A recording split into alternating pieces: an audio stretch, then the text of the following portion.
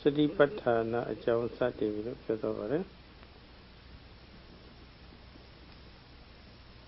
ကာဝေဒနာစိတ်ဓမ္မခေါ်တဲ့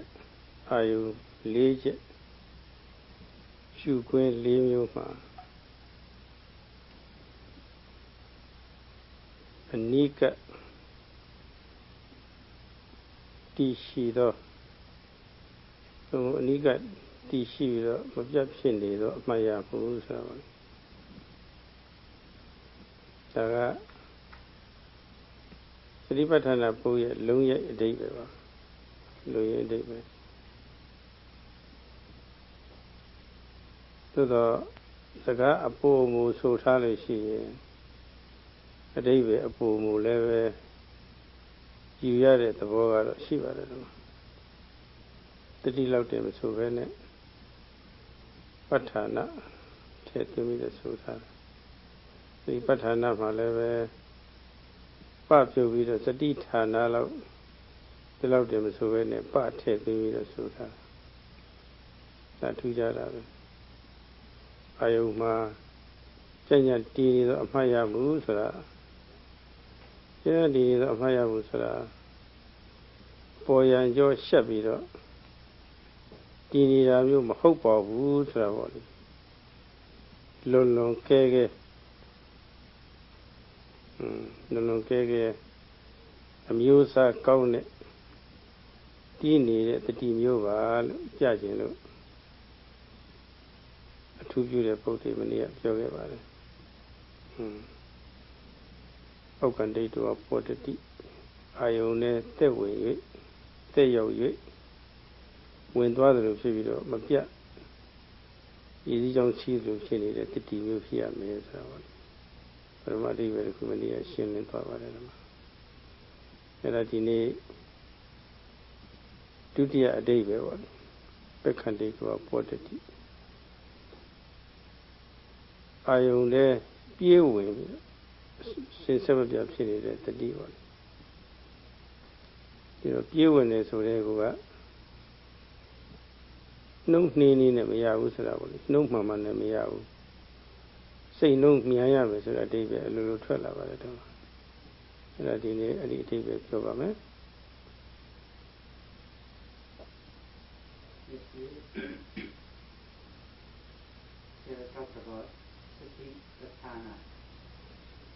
how the mindfulness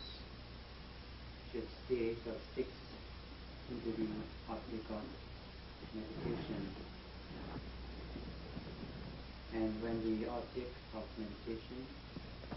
is observed very mindfully, then this sort of mindfulness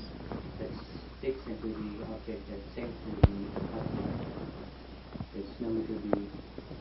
good mindfulness, mindfulness that stays on the object of observation. This is a high quality mindfulness, superior quality mindfulness. And today Sarah will give a talk on how this mindfulness that sinks into the object should have a quality of rushing into the object as soon as an object arises. It has to quickly note it. There has to be a rapid noting as soon as an object arises. And Sarah will give an elaborate talk on how this rapidity is required so as you don't miss the object of observation.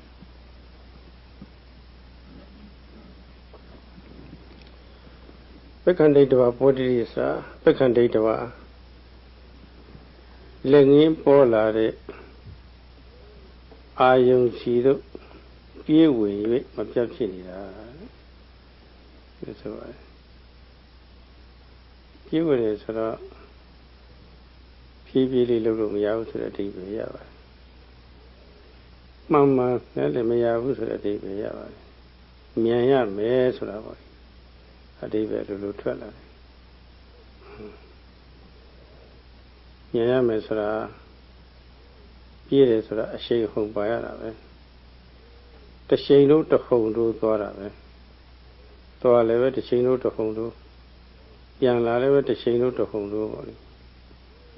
ပြေဝဲပြန်ဝဲများရှင်ပြိုင်တဲ့ပုဂ္ဂိုလ်တွေဆိုလို့ရှိရင်တစ်ချိန်လို့တစ်ခုံလို့သွားရတာပဲအရေးကြီးလို့ရမယ်ကိစ္စဆိုရင်စေးလေးနှိကန်နေလို့မရဘူးတစ်ချိန်လို့တစ်ခုံလို့သွားရတယ်မှန်လည်းမရဘူးမြင်ရတာပဲနော်ယူအထူးသဖြင့်ယုတ်တရက်ပေးရန်ကြောက်တဲ့ပုဂ္ဂိုလ်ကိုအမြန်ဆုံးကဲတင်တဲ့အခါမျိုးမှာတစ်ချိန်လို့တစ်ခုံလို့သာပြီးတော့လိုပါတယ်ပြီးတော့ဒီမှာလည်းပဲရှုခွင့်အာယုန်နဲ့မှာရှုမှတ်တဲ့စိတ်ဝင်သွားသလိုမပြတ်တည်ပြီးတော့နေရမယ်ဆိုတာဝင်သွားတယ်လို့ကနှုံးနေနေနဲ့ဝင်တာလည်းရှိတယ်နှုံးမှန်မှန်နဲ့ဝင်တာလည်းရှိတယ်နှုံးနေနှုံးမှန်ကတော့မမှီပါဘူးမဝင်နိုင်ပါဘူး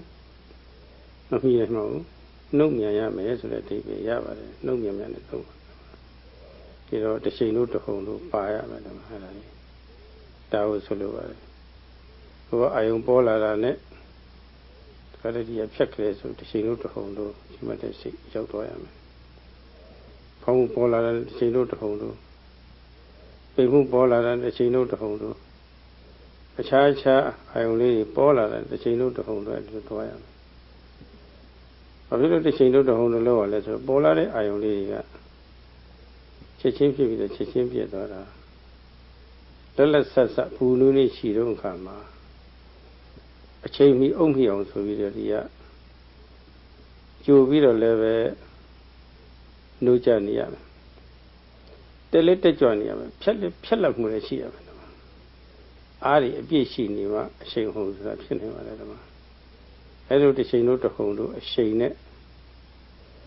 စိတ်နှုံးအပြည့်တင်ပြီးတော့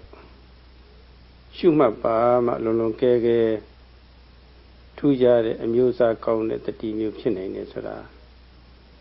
တဆင့်ပြခြင်းလို့ကျန်ကများမှာပက္ခန္တိတဝဘောတတိပြေဝင်တကယ်တော့တစ်ချိန်လို့တစ်ခုံလို့သွားပြီးတော့စစ်မပြတ်ဖြစ်နေတဲ့တတိမျိုးပါလို့ဒီလိုပြခြင်းပါတယ် In Pali it is known as Pekkhandetava Pavatati, and that is the kind of mindfulness that rushed into the object of observation. There is no slowness. As soon as an object arises, the mindfulness rushes into that object and notes it and sinks and penetrates into the object. There has to be no slowness. You cannot be slow when an object arises. You cannot just do it with a steady pace. You have to rush into the object of observation, just like athletes rush to the finishing point. And in the same way, whenever there is an object arising to be noted, the mindfulness rushes into that object as soon as it arises. When you have to save someone who is in danger, you don't take your time. There is no time for your slowness. When somebody is in danger, you rush with a great speed to save that person. In the same way, whenever an object arises to be noted, there is no room for slowness. You rush very rapidly with great velocity and you make a note of that object. And when there is this sort of rushing into the object of observation, you really catch that object and note it very penetratively. Like when there's the rising of the abdomen, as soon as it arises, your awareness, your mindfulness, rush into that rising object and note it. When there's the falling of the abdomen, your awareness, your mindfulness, rush into that falling process and note it. And your noting sinks into the object.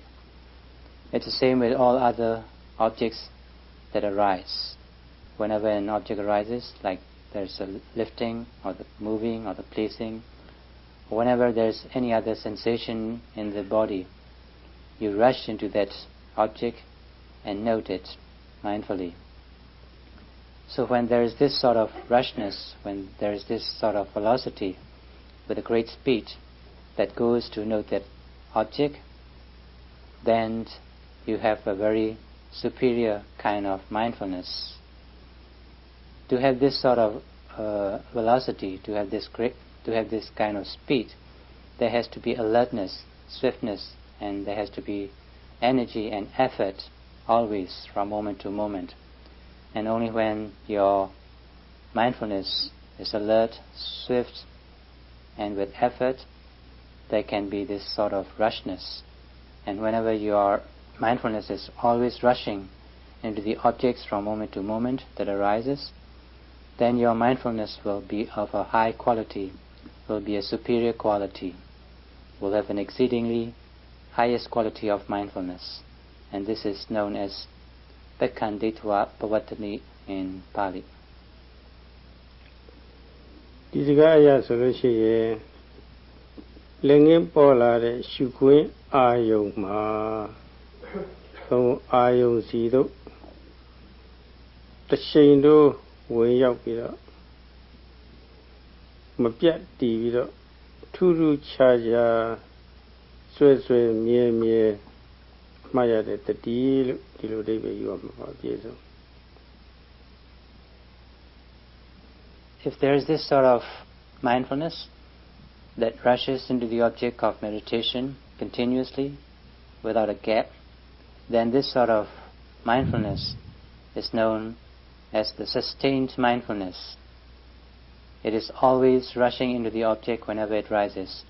and it stays on it. And so this is known as the sustained kind of mindfulness that is always rushing into the object of meditation and sinks and stays on it. တစ်ချိန်လုံးတစ်ဟုန်တို့မျိုးစားကောင်းတဲ့တတိဖြစ်ဖို့ဆိုတာသူ့ရည်တက်တဲ့နဲ့အရှိန်မရနိုင်ပါဘူးသူ့ရဲ့အကူအညီတွေလိုပါလိမ့်မယ်သူ့ရဲ့အကူအညီတွေဆိုတာကိုတနည်းပြောခဲ့တဲ့အတိုင်းသတိပဋ္ဌာန်တရားအထုတ်တော်မယ်ဆိုရင်ဒီသတိပဋ္ဌာန်အလုပ်ရဲ့အကျိုးရလဒ်ပေါ်လေဒါတွေကိုရှင်းဥစွာတည်နာလေထားနေရပါတယ်စိတ်စင်ကြယ်မှုကအစအကျိုးခုနှစ်မျိုးတော့ရတယ်ဆိုတာပါအဲ့ဒါသိထားတော့ဒီအလုပ်ဟာတီးတီးကိုယ်ကိုယ်အကျိုးရတာမဟုတ်ဘဲကိုကြီးကျယ်ကျယ်တကယ်လူရင်းအကျိုးတွေရပါလားဆိုတော့နားလည်သွားတယ်လက်ခံယုံကြည်တယ်အတီးပြဆုံးဖြတ်ချက်ကြသွားတယ်ဒါတော့အဲ့ဒီအကျိုးကိုလည်းပဲလက်ငင်းမြန်မြန်ရလို့ဆန္ဒလည်းပြုတယ်ဒီတတ္တဆန္ဒအခြေခံပါလာပြီမှာတတိအရှိန်အဟုန်ဖြည့်ရေးအတွက်ဒါလေးအခြေခံပါလာပြီအဲဒါတရားဌာနရောက်တယ်ရောက်ပြီးတော့တရားနည်းတွေအထုတ်တဲ့နည်းတွေပြီးပြီးတော့ဘောင်းမှုပေမှုကအစ main object ကိုစတင်ပြီးတော့အထုတ်ဖို့ပေါ့လေအစပြိုးတဲ့ဝရိယရှိဖြစ်တယ်ရှုခွင့်အာယုစီရှိမှတ်တဲ့စိတ်ရောက်သွားအောင်ပေါ့လေအားစိတ်တဲ့သဘောတွန်းပြီးတော့ပို့တဲ့သဘောပေါ့လေရဲရဲရင်းရင်နဲ့တွန်းပို့တဲ့သဘောပေါ့လေဒါလေးအစဖြစ်လာပြီဒီကြားထဲမှာအခက်အခဲလေးတွေရှိလာလို့ရှိရင်အဲ့ဒီအခက်အခဲကိုကျော်လွန်တဲ့အထိဝရိယအရှိန်ညှစ်တင်ပေးတာညှစ်တင်လို့ညှစ်တယ်လာတဲ့ဝရိယအစစ်စစ်ပြုသွားရမယ်ပန်းတိုင်ရောက်တဲ့အထိလည်းပဲအစစ်စစ်တိုးပြီးတော့ညှစ်တင်ပေးတဲ့ဝရိယအစစ်စစ်ပေါ့လေအဲ့ဒါမျိုးရှိရပါတယ်ကွာအဲ့ဒီဟာသိအရေးကြီးပါတယ်အဲ့ဒီဝရိယကိုကျမ်းဂန်များမှာသတိပဋ္ဌာန်သုံးမှာအာတာပလို့ဆိုထားပါတယ်အာတာပဆိုတာကိလေသာအဆူအစီးတွေကို6တွေ့စီတတ်တယ်လို့ဒီလိုအဓိပ္ပာယ်လေးရပါတယ်တနည်းအားဖြင့်လည်းပဲအပူတပြင်းတင်းရင်အထုံးမှုလို့အဓိပ္ပာယ်လေးရပါတယ် အပူတွေပြင်းလို့ဆိုတဲ့ဖြင့်အစ်စစ်စစ်ရော့ရဲရဲကြီးလှုပ်လို့မရဘူးဆိုတာတွန့်ဆုံတွန့်ဆုံလှုပ်လို့မရဘူးဆိုတာပေါ့အဲ့ဒီတည်းပဲလူလို့ပါတော့ပါတယ်အဲ့ဒါလိုအတ္တဘလုံးလဝရိယမျိုးပါတတိထူးခြားတဲ့တတိဖြစ်ရေးအတွက်ပေါ့လေမျိုးစားကောင်းတဲ့တတိဖြစ်ရေးအတွက်အရှိန်ပေးတဲ့သဘောပါပဲ To acquire this sort of sustained mindfulness, you have to be very alert and you have to understand the benefits that you could get out of the practice, which Sarah has explained earlier. And when you are always swift and alert, and when your sati, your mindfulness, is always rushing into the object of meditation, you will acquire this sort of sustained mindfulness on every object that arises. And when there is this sort of rushing effort, beginning with the rising and the falling, or whatever object arises, you will always be there, rushing into the object, whether it is the falling or the rising or whatever object arises. You made an effort. There is effort all the time, an exceedingly superior kind of effort that always sinks into the object of meditation. And when there is any difficulty, you are ready to overcome these difficulties with your extreme efforts. You come to the center, you come to the retreat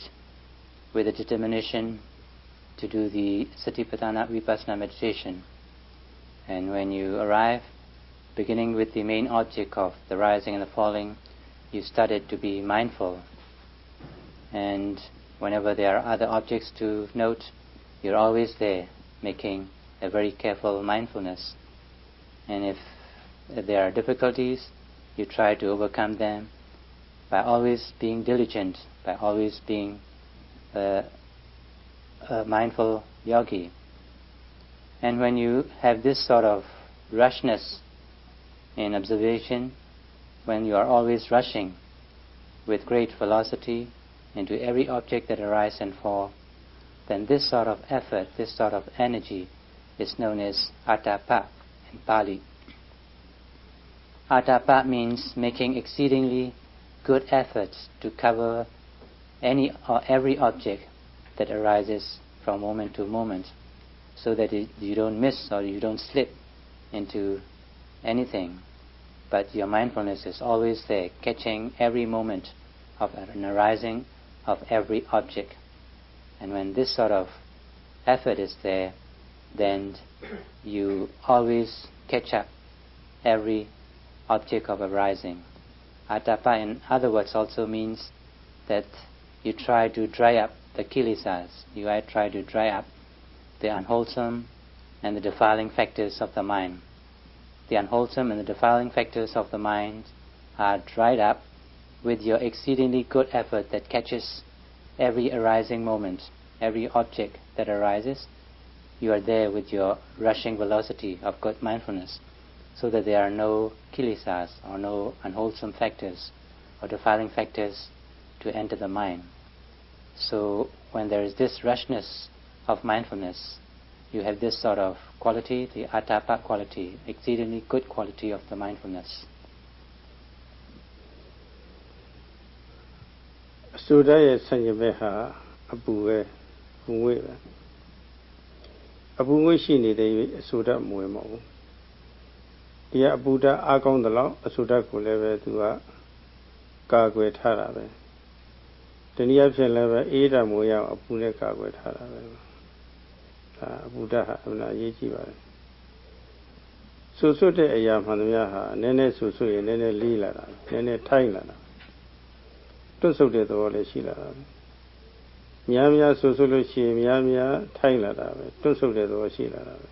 လေးလာတဲ့သဘောလည်းဖြစ်လာတာပဲအဆူတတ်တွေအများကြီးဝင်နေပြီဆိုလို့ရှိရင်တော့တိတ်ကိုထိုင်းသွားတာပဲတိတ်ကိုလေးသွားတာတွတ်တွတ်လက်လက်မရှိတော့ကိုယ်မှလည်းပဲဒီတိုင်းပါပဲထဲဝုထုတွေမှာအဆုဒဝင်လာလေးနေတာပဲအချောက်တည်သွားတဲ့ခါကျမှပေါ့တက်ပြီးတော့သွားတာတော့ဒီတော့ စိတ်အစဉ်မှာအဲ့ဒီလို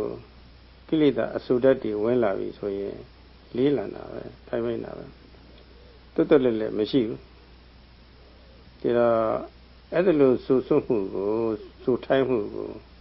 အတ္တဘလုံးလဝရိယနဲ့6တွေ့အောင်ကြိုပြီးတော့လည်းကာဝေထားရတယ်ဆိုလာပြီဆိုလို့ရှိရင်တော့အဲ့ဒီအပူဓာပေးပြီးတော့လည်းပဲ6တွေ့အောင်လုပ်ပြရတယ်တော့အသိအရေးကြီးပါတယ်6တွေ့အောင်လုပ်ပြတယ်ဆိုတာကတော့အဲ့ဒါကြီးပျောက်အောင်အားနဲ့အောင်ပျောက်အောင်လုပ်ပြတဲ့သဘောမျိုးပါဒါကိုဆိုလိုပါတယ်အဲ့ဒါကအပူတပြင်းအထုတ်မှုလို့ဆိုရတယ်တော့အခုအဲ့ဒီအတ္တဘလုံးလဝရိယအပူတပြင်းအထုတ်မှုစိတ်အစဉ်မှာမရှိဘူးဆိုလို့ရှိရင်စိတ်ဟာအစ်စစ်စစ်ရော့ရဲစူထန်းတန်းကြီးဖြစ်ပြီးတော့တွတ်ဆုံဖြစ်သွားတာပဲကျုပ်သွားတဲ့စိတ်ကကျုပ်သွားတယ်ဒါတော့စိတ်ကနေတဆင်ကူးဆက်ပြီးတော့ကိုယ်လက်တောင်မှမလှုပ်ချင်တော့အောင်ပေါ့လေတွတ်ဆုံပြီးတော့ကျုပ်သွားတယ်တော့အဲ့ဒါဘယ်သူကလှုပ်ပေးတယ်လဲလို့ဆိုတော့ကထိုင်မဲ့မှုမှာပြုလုပ်ပေးလိုက်တာပဲတော့အဲ့လိုကျုပ်သွားတဲ့အခါမှာအာစွမ်းမထုတ်တွတ်ဆုပ်တဲ့စိတ်ဆိုတာပေါ့တွတ်ဆုပ်တဲ့စိတ်ရဲ့ဖြစ်ကြောင်းအာစွမ်းမထုတ်တွတ်ဆုပ်တဲ့သဘောဖြစ်လာတယ်ဒီမှာအဲ့ဒါကိုပဲပါဠိလိုဌိနလို့ခေါ်တာပါပဲစိတ်ထိုင်သွားတယ်ရော့ရဲသွားတယ်စိတ်အားတွေပြော့ညံ့သွားတယ်အဲ့ဒါကိုပဲရသုံးစကားနဲ့ပြင်းမှုဆိုတာဖြစ်လာပါတယ်တော့The opposite of dryness is the wetness. When things are wet, then things are hazy. It has a hazy quality. There is dullness, heaviness. And in the same way, when the mind is wet, dry, then there will be haziness, there will be dullness, dull quality. Your mind is not alert. Just like when clothes are wet, they will be heavy, hazy, dull. And in order to get rid of this wetness of the mind, when the mind is wet, heavy, dull, then there is no swiftness in the mind. The mind will not be rushing into the objects of observation. It will be slow and dull. And in that case, you have to make great effort, exceedingly a good effort, to be mindful of the objects that arise from moment to moment. But when the mind is wet, then there will be laziness. The mind contracts, it retreats, it does not have the intention or the desire to be mindful. There is slackness in the mind. There will be haziness, there will be dullness, you want to retreat, there is contraction in the mind, and there is no alertness, there is no swiftness. So that is why you have to make great effort when there is this sort of wetness or dullness or laziness in the mind. And when there is this sort of laziness, dullness, it is called as tina in Pali. Tina means getting lazy, getting dull, getting heavy. There is no more swiftness. ဒီစိတ်အားရော့နေပြီးတော့မလှုပ်ချင်အောင်ဖြစ်နေစိတ်လည်းပဲမလှုပ်ချင်အောင်ကိုယ်လည်းပဲမလှုပ်ချင်အောင်ပေါ့လေအမထုတ်ပဲနဲ့စွမ်းအားတွေမထုတ်လို့တဲ့သဘောဖြစ်လာလို့ရှိရင်လေးလံထိုင်မှနေတော့အချင်းမူရူဖြစ်တဲ့အခါမျိုးမှလို့ကိစ္စတွေပေါ့လေသူသဖြင့်အရေးကြီးတဲ့ကိစ္စမျိုးတွေပြုလို့ရတတိကင်းတဲ့သဘောပြတယ်တတိမရှိတော့တတိထုတ်လိုက်လို့ရှိသူပင်ပန်းသွားမှာတတိကင်းပြီဆိုလို့ရှိရင်ပင်ပန်းမှုဆိုတာလည်းဖြစ်လာတာပဲအဲ့ဒီပင်ပန်းမှုသဘောမျိုးပေါ့လေတတိကင်းပြီးတော့စိတ်ပင်ပန်းတဲ့သဘောပေါ့လေသိပြီတတိစွမ်းကုန်ခန့်သွားတော့ပင်ပန်းတဲ့အနေမျိုးပေါ့လေအဲ့လိုဖြစ်တဲ့အမိတ္တလို့ခေါ်ရတယ် When this sort of laziness comes in, when there is tina, it is also known as sleepiness, then you tend to become physically lazy, mentally lazy. When you are both physically and mentally lazy, naturally there will be sleepiness. And when there is this sort of sleepiness, laziness, then there is no more courage in you, no more courage, lacking in courage to be mindful. And when there is no more courage, when there is no more mental courage and physical courage, you tend to get tired. You're very tired to be mindful. And when there is this sort of tiredness, both physically and mentally, then that is called metta in Pali. စိတ်ကိုအားနေတဲ့အားနဲ့အောင်သူကလွှမ်းမိုးသွားတဲ့အတွက်မလုံချင်လောက်အောင်ဖြစ်သွားတယ်ဆိုတော့တတ္တိစွမ်းအားတွေကုန်ခန်းသွားတယ်ဆိုတော့သူ့မှာစိတ်အစဉ်မှာအပူဓာတ်တွေမရှိတော့ဘူးအတ္တပခေါ်တဲ့အပူဓာတ်မရှိတော့ဘူးပူဓာတ်မရှိတော့အေးကလွှမ်းမိုးလာတာပေါ့တဖြည်းဖြည်းမလုံချင်မကြင်အောင်ဖြစ်တော့အေးဓာတ်တွေလွှမ်းသွားတာလွှမ်းသွားတော့စိတ်ဟာပြစ်ချွေးကြီးဖြစ်လာထောပကြီးများဟာပထမအပူအရှိန်နဲ့ကြီးနေကျဲနေပြီမဲ့လို့နောက်အပူအရှိန်နောက်ထပ်အသစ်မရဘူးဆိုရင်အရှင်းအပူအရှိန်မရဘူးဆိုရင်တဖြည်းဖြည်းပေါ့လေဒီကျဲရကနေပြီးတော့ပြစ်လာတယ်အေးတဲ့ဝင်တော့လည်းပဲပြစ်ရကနေပြီးတော့ချွဲကြည့်ဖြစ်ပြီးတော့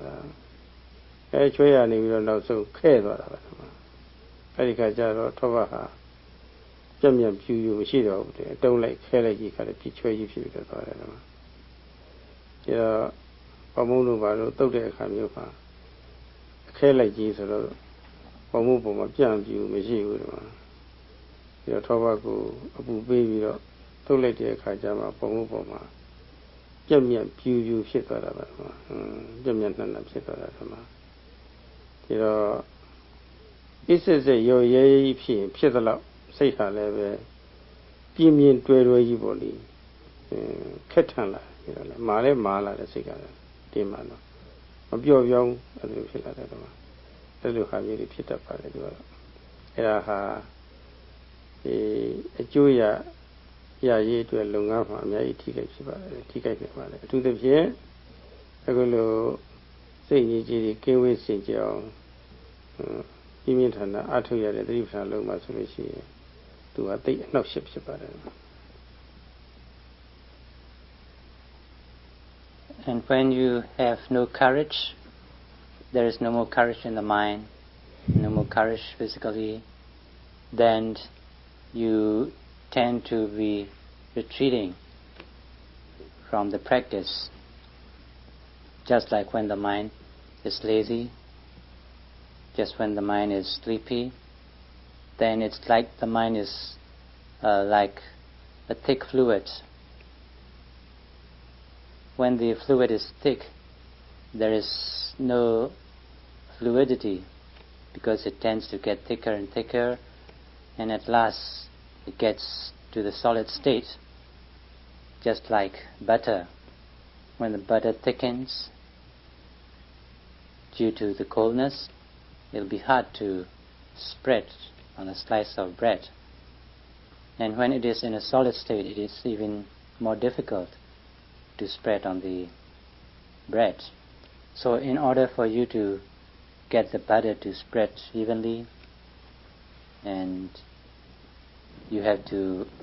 make the butter to melt, you have to give heat to the butter so that it will be good to spread on the bread. In the same way, when your mind is thickened because of the laziness, because of the dullness, haziness, you have to try to awaken. You have to try to make your mind